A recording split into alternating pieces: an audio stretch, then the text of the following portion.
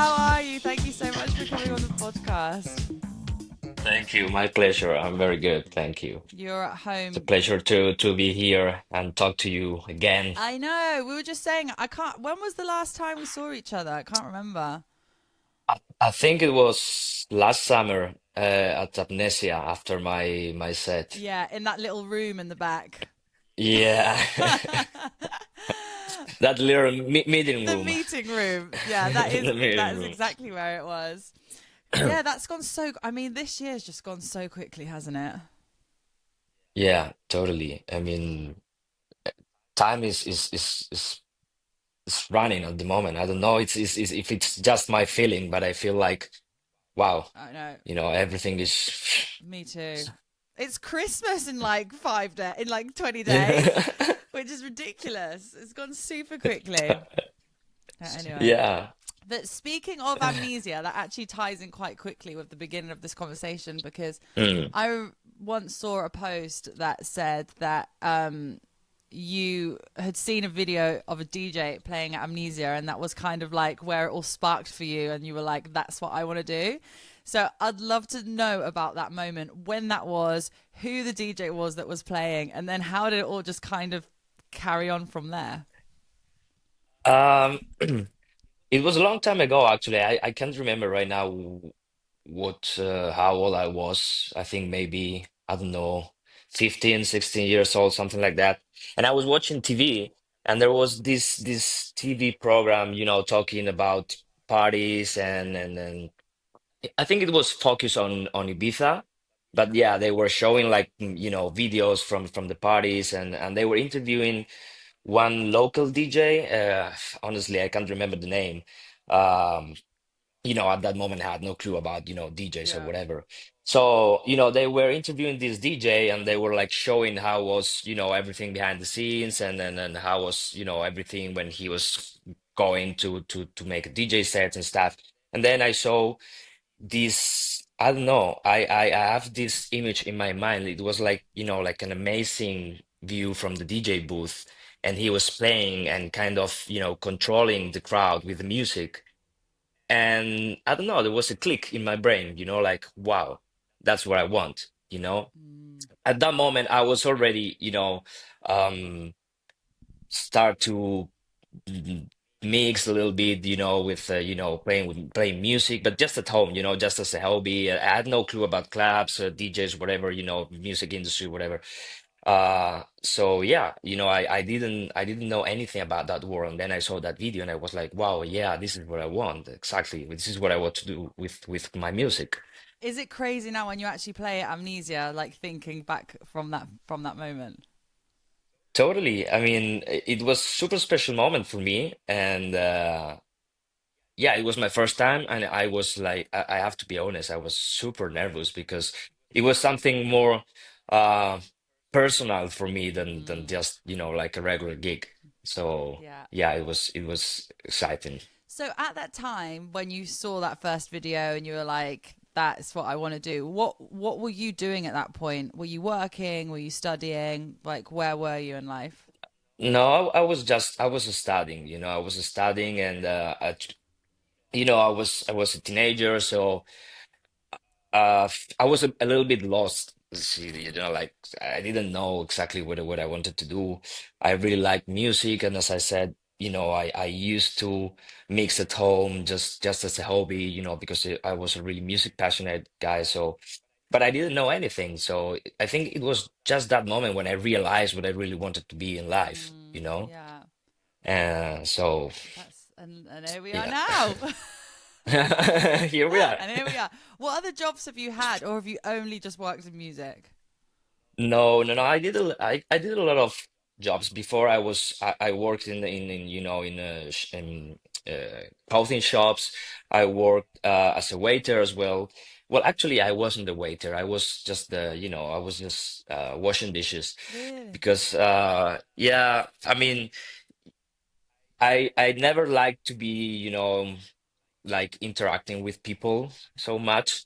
So I remember I found this job like okay, you are in the back store, and you are washing dishes and cleaning everything, and I was like perfect. you know? Don't have to talk to anyone. No, exactly. Um, and yeah, and then I did like a lot of small jobs here and there, like hostess for football matches, like telling the people where to see, blah blah blah. Like Mm, those small jobs you do when you're young and you need some money. So yeah, I mean, it took me a while since I could, live just from the music. So of course, yeah, I like did some stuff everyone. before. Yeah. Yeah, Where was your first ever gig? my first ever gig, I think it was here in Madrid. And yes, it was here in Madrid, and it was a really small club. It was funny because it was a DJs collective, and they have like in this club they had like the second room. It was a really really small room, and they were making parties every weekend. And to sign new DJs, they were asking to send a DJ set, a recording. And I remember I sent them like few DJ sets, and they told me like, you know what, that's not good enough. So sorry. And then one day, I don't know, out of the blue, they sent me a message like, "Hey, are you free this Friday? We would like you to play at this party." And I remember it was so crazy. They start calling me again, again, again from the next ones. Oh So wow. So just from like sending over sets and you thinking it wasn't going to happen and then it all kind of took up from yeah. there. Yeah, because I was sending the sets and they were telling me like, "Hey, you need to work more, you need to improve your skills. This is not good enough." So I was a little bit frustrated, I was trying to practice every day, but to be honest, I wasn't sure about, what they were what was the problem actually. For me, it was sounding great, of course, at the moment. And yeah, then they sent me this message and I played for them and everything went good, and then I start playing for them regularly. And then what was the next step from there? How did it go from just playing regularly at this club from there and you starting to play other places? Well, in Madrid, actually, I was just, moving myself, sending emails to, finding promoters, sending emails, sending my music, like, I'm a new guy, I would like to play, I don't care, just doing the warm up, whatever. And, but I would say, like, when I released my first production as Regal, that was I think that was the breaking point. That was the moment in which my music reached more people also outside of Spain. And then I remember my first gig outside of Spain. It was in Germany. They sent me a message through Facebook, and yeah, that was my first gig. It was, I don't know, you know, kind of, it was, I mean, kind of natural, I would say, some way, Yeah. you know. Since you started, since that very first gig at this venue that you were talking about in Madrid, were you under the name Regal then as well? No, it was with a different With a name. different name. So how Different. when did the name Regal start? It started in 2012, Hmm. and it was just because, previously I was making different, I mean, not really different music, but it was not exactly what I wanted to, to release.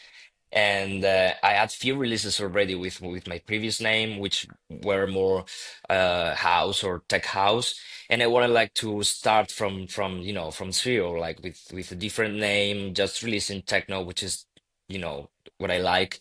And yeah, so I decided to change my name and to open my label as well, and and start with the music I wanted to release. And I was so lucky that that first release, it was the one that you know make me be here now. Yeah. So tell us now. So you have now. Would you say it's an alias, Acid Boy, or is this you calling it a Yeah. project? No, it's just an alias. I really like techno, but I also like, acid. Acid is one of my favorite subgenres, and also trance music, which is actually Mm. the style which I discovered electronic music. So let's say it's just, yeah, it's just an alias for Regal. It's just an alias for me to explore a little bit more that kind of genres, a little bit more trancey, trippy, acid, and I prefer to leave Regal as more techno-focused stuff. Mm. And am I right in saying then that this alias kind of was born for you to kind of go back to your musical roots and discover more like kind of what got you into music? Well, actually, this alias, uh, it was, I mean, my first releases as Regal were already acid, you Mm, know, yeah. um, and for some reason the people started calling me Acid Boy, Mm, and at the beginning it was just a funny name, and anything else. And but with the time I was always using this kind of funny name, Acid Boy, and yeah, this year I decided to use it as an alias, because I was having this name. I think it's also it's a funny but also a cool name, and I was not using it for anything. mm. And so I was putting everything inside of the Regal name. So I was like, okay, maybe I can use this name, for one side of my artistic direction, and separate paths a little bit. I always find it So really interesting when people have like alias and like two different names. Like, is it difficult like balancing between them? Because just obviously being like having one artistic project is already enough, but now you like have two in one person. So is it hard to find that balance, or is it like you kind of know the formula, you've done it, you're very successful as Regal anyway, so is it easier to kind of translate into this new project as well, or how are you finding that balance? Well, I have no idea because as this is the first time I'm using an alias. Um, on the artistic direction, I think it's pretty easy because, when I'm studio making music, if the result is something more trippy, acid or trancy, okay, I say, okay, this is something for Acid Boy. And if it's something more techno, it's something for Regal. But um, I don't know. I don't have to be honest. I don't have like big plans for this alias. Maybe, I can do some special sets or live sets or whatever, but I have nothing in my mind at the moment. So let's see. Yeah. It's cool though. Like you've got there's sometimes like not having a big plan is actually also really exciting because you can just kind of just like go with it and just go with the flow and see what happens. Yeah, exactly. I mean, I don't know if this will be like the first of many more Acid Boy releases, or it will be just the one and only. Yeah. So So as I say, I have no idea. the final chapter is the name of the album, and from what I read, it is an album that reflects a journey through self-awareness, addiction, and finding the way back to your musical roots. When I read that and I was reading the information and everything that was sent over and having a listen, first of all, congratulations. Thank you. But one thing that came to my mind was like, what have you learned about yourself from producing this album? Well, I mean, it was a long process, and it was just a way of listening to myself. Listening.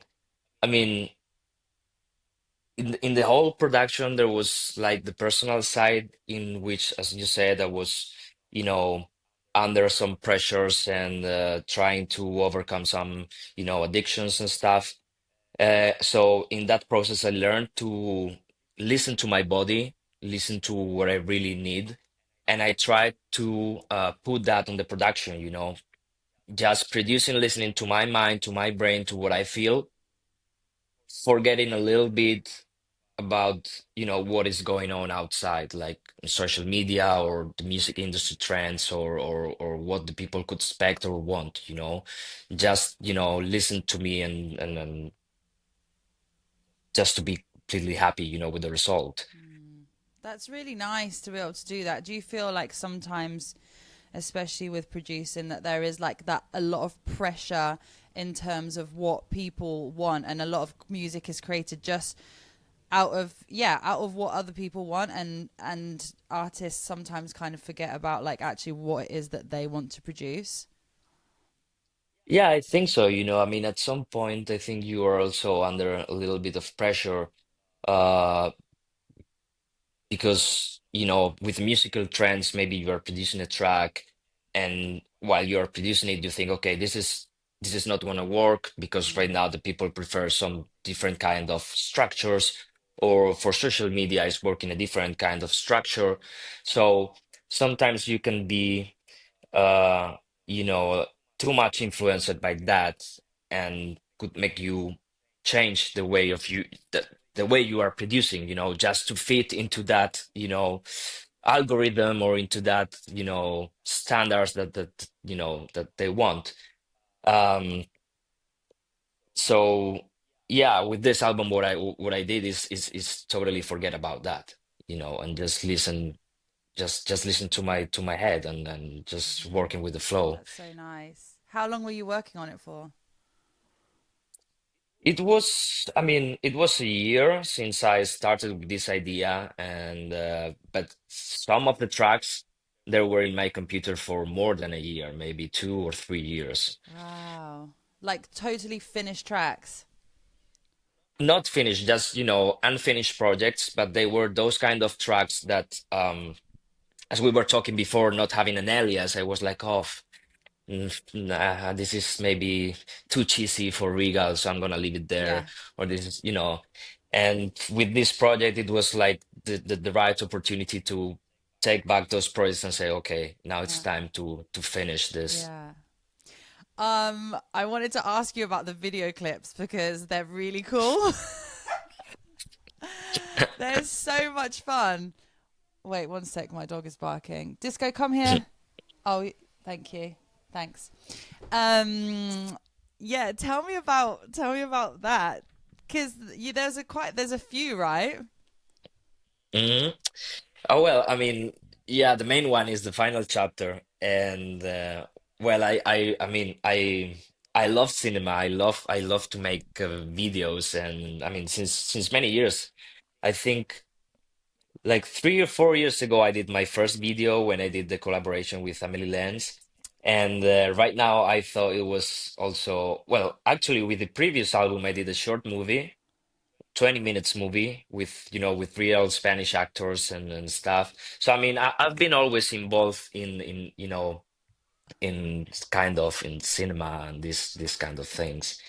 And yeah, I thought it was a great idea to make a video. And yeah, I mean, It's so fun. I'm thinking about it when we did the brainstorming, there were a lot of crazy ideas going on, and then So did you like direct these as well then? no, I didn't direct it, but I did the whole idea of the video. Let's say I wrote the script, You wrote the you know? script. Yeah, yeah.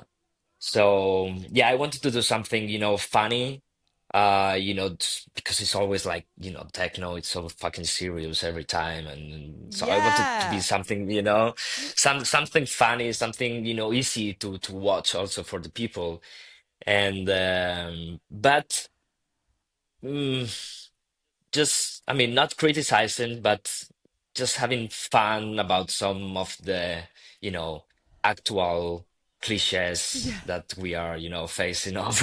Yeah, yeah. You're quite a good actor, by the way. Oh, thank you so much. I like that. You don't really see like I know now there's more and more happening, but you don't really see like a lot of dance music tracks have, or just like electronic music in general have any video clips, right? So it's like really cool when they do. Yeah, exactly. I don't see so much video clips in electronic music, and when they see, they are just, let's say, like artistic videos with, I don't know, 3D stuff, or graphic, motion graphics, or whatever. So I wanted to make something more, realistic, and cinematographic stuff. And with electronic music, it's a little bit harder sometimes because you don't have lyrics. Yeah. So, when you have lyrics, it's maybe easier to, to show the story that you are singing or Mm. telling the people. But with electronic music, it's a little bit different. So I think it's also cool to offer the people a vision for the music they are listening to, you know? Yeah, absolutely. And I think it's more catchy as well because like I watched it a few times on because I just thought it was just so well filmed. And like I think it just the music just sinks in more when you're visually watching something rather than just hearing it, if that makes sense. You Yeah, know? yeah, Yeah, it's totally. super cool. Yeah, yeah, Why did you call the album The Final Chapter, by the way? yeah. Well, this is something I haven't said yet to the people, but Okay. uh well actually this is gonna be, I mean, Acid Boy is the last release of my label Involve. Wow. So that's why it's called the final chapter, because it's been a 10 more than 10 years, 12 years journey with this label. And I think we did so many great things with so many great artists. We helped a lot of, new artists to become the actual headliners. And but for me, I think it's a moment to make something different. Mm. So I decided to, okay, this was our trip, and we just reached the end of this trip, and that's And it. on to a new one. Yep. That must have been quite a hard decision to make because 10 years is a very long time and that's your baby, but also is it just really exciting at the same time knowing that, something new and fresh is coming? Yeah, yeah, it was my baby for so many years. But as happens with babies, they grow up Mm. and at some time they have to go. So I think this was, I mean, I was thinking about it for a year actually. I was like, I wasn't sure, but I think is the best thing right now, to finish here, and how the people enjoyed what we offered to them, and maybe something new is coming. Amazing. You know what? Sometimes, I think sometimes things in life, if they're dragged on for too long, it just gets to a point where it's like, it should have ended. Like when you end something at the right time, and you obviously Yeah. have found that perfect time because there are especially in electronic music, things that do just drag on a little bit, and it's like, oh, is this really fresh anymore? But if you find Mm. that perfect time, which you obviously have, then yeah, it's exciting. Thank you so much for sharing that with us. And Yeah, that was exactly the problem, that, for many years it was really exciting for me every time I was singing a new release. And then with some of them, I wasn't really sure about if we were following the right path, if the quality was good enough, if I was making the right decisions. So I think that when I start having these questions in my mind, is maybe because it's time to, stop mm, and yeah, and think about it. again, self awareness and listening to yourself, Yes, right? exactly. Yeah. Well, that's yeah, thank you for sharing that if you haven't shared that before. Exciting times. How's the end of your year looking? I mean, as I said before, we're like 20 days into Christmas. Are you really busy over the Christmas period? Are you like winding it down a little bit or how are you feeling? No, I mean, I'm busy, but I'm not so busy as I was in the past years. Um, I have decided to slow down a little bit with the gigs. I want right now to spend also some more time with my parents, to spend some more time with myself, with my friends, with my people around. Um, So yeah, of course, I'm busy. I'm playing in Germany next weekend. Then I'm doing a little tour in the US for the end of the year, and then I will have a whole month holiday, as I do every year. Nice. And yeah, um, so yeah, I mean, it's doing great, What are you doing for but your I'm just trying holiday? to. Yeah. Oh, I just I took a house in the mountains. Uh, Nice. close is close to Madrid. It's like about 2 hours and a half from Madrid.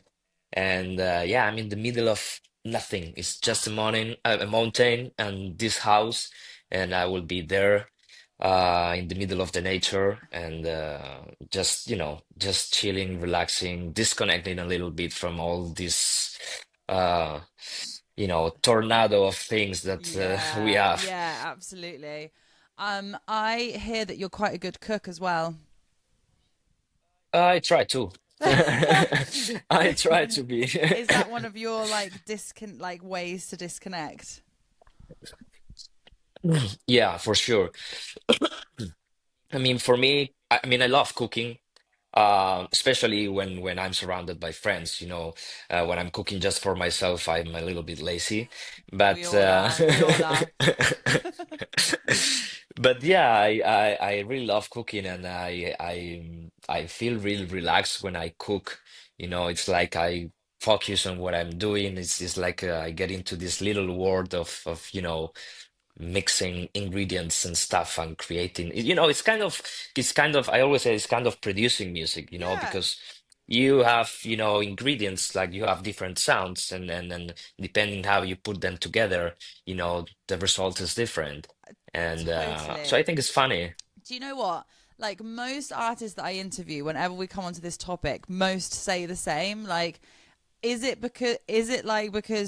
it's like mixing and you're like mixing all the ingredients? But I also think there's probably a big thing about it, which is that you guys travel so much and you go to so many different places and you try so many different types of foods, and like it's probably quite interesting to be able to then like try and do these things at home.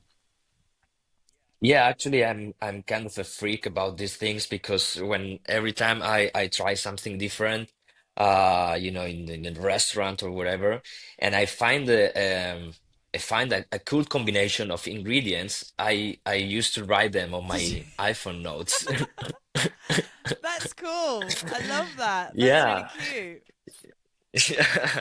What's Yeah, I don't know. It's like, okay, I need to try these two ingredients. I never tried them before, so okay.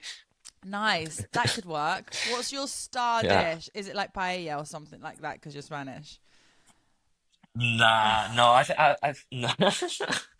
No, actually, making a good paella is quite difficult, and no, I'm not a pro of that. I mean, I'm half Italian, so I can make every kind of pasta.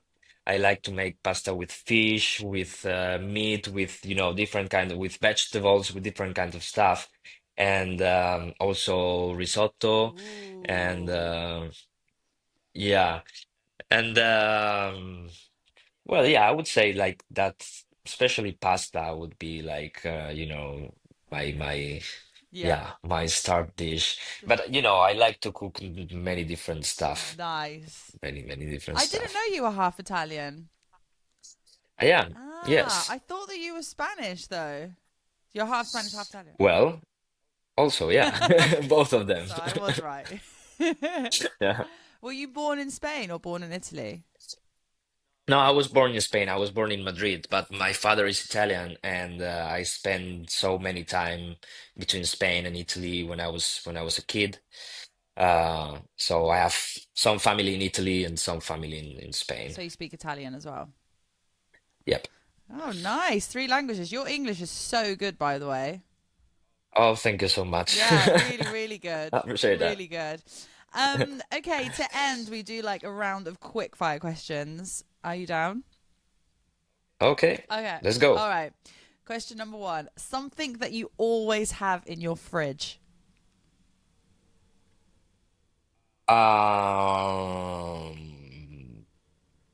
Cheese. What kind of cheese? Parmesano. Nice. Obviously, like he's half Italian. One gig that you will never forget that first comes to your mind. Oh, yeah, one in Paris. Yeah, it was terrible. It was. I thought you were gonna be like, Nah, it wait, was wait, wait. amazing. It was terrible. No, no, no. Okay, this was like many, many years ago. Okay. Okay, like when I was Okay. starting, it was my very first gig in Paris, but it was, I mean, it was so bizarre. I think I will never forget. never, never, ever. What is your favorite pizza topping or favorite pizza? I'm quite easy for that. I'm always order like cheese and ham. Nice. I'm like Easy. basics. Easy. You can get in the studio with absolutely anybody. Who would it be? Wow, wow. This is a good question. Uh, there are so many people I would love to be in studio with. Michael Jackson. Whoa, great answer. Yeah. Mm. Which is the emoji that you use the most? Uh, like the pink heart. Yeah. Cute. Yeah, that one. Cute. Mm. You can cook dinner for three DJs. What are you cooking and which DJs are you inviting? I would love to invite Fire because I know he is also a food lover, but I won't do that because it would be a lot of pressure for me because he's a really, really He's a good proper cooker. foodie, like big time Yeah, foodie. Yeah. yes, yes. I've been having lunch at his place and he cooks an amazing pizza. So Mm. he's really, really good. Three He DJs. makes like his own Mm. sourdough once. He was on this podcast once and he was telling me about his sourdough that he makes. And we had this full on like half an hour conversation about sourdough bread and that he like named the bread and like they had their names like yeah, he's very into it. Yeah, he's super talented. No, so I would say probably Richie Outing because I think we share the same love for the sake. Nice. Um, then probably I would invite Nuke, which is a friend of mine, Mhm. and hmm, who else? Stanfeth. I really would love to have Stanfeth at my place for dinner. Yeah, nice. Would you cook them your star risotto? Is that what it would be? I think I would make a special menu for them, but I would need to think about it. I would like to surprise Totally. them with something special. Nice. What is the last item of clothing that you bought? And speaking of clothing, congratulations on the launch of your clothing brand as well, right? Yeah, thank you so much. Nice, Yeah. exciting. Um, well, yeah, actually the last bit of it was a t-shirt from my own brand. So Nice. so it's been a while since I don't buy anything, about clothing or stuff. Yeah. But I got a present. I got a pants, Adidas pants as a present yesterday. So if that counts, okay. Nice. Nice. Um, what was the last thing that you Googled? It was this morning about how to change few settings on my website. Nice, cool, tech stuff. And finally, because this podcast is called Can You Put Me on Guest List? I ask everybody the same question, and that is do you have a guest list rule? Um, kind of, kind of. Especially, I mean, especially when people text me to put them on the guest list, I see if they really know them. I mean, if they really know me, and of course, if they follow me. Yeah, some random No, but person. especially, yeah, no, but usually is sometimes it happened that I'm playing in Spain and they text me if I can put them on the guest list and they put me an English message. Okay, that means that you don't know me.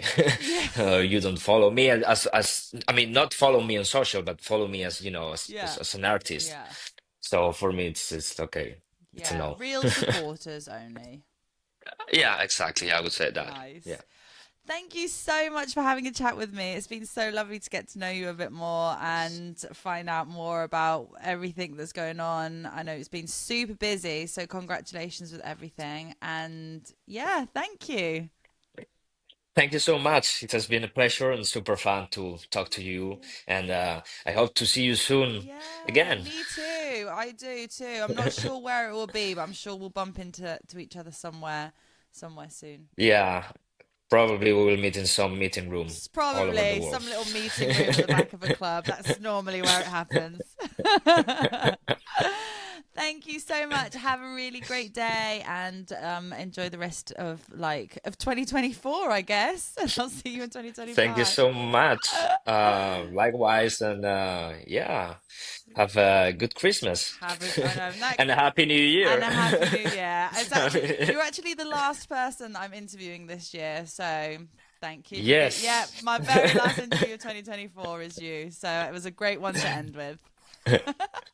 Thank you so much. Thank you It's been a so real much. pleasure. Speak to you Thank soon. you. Bye. Bye Bye bye. bye.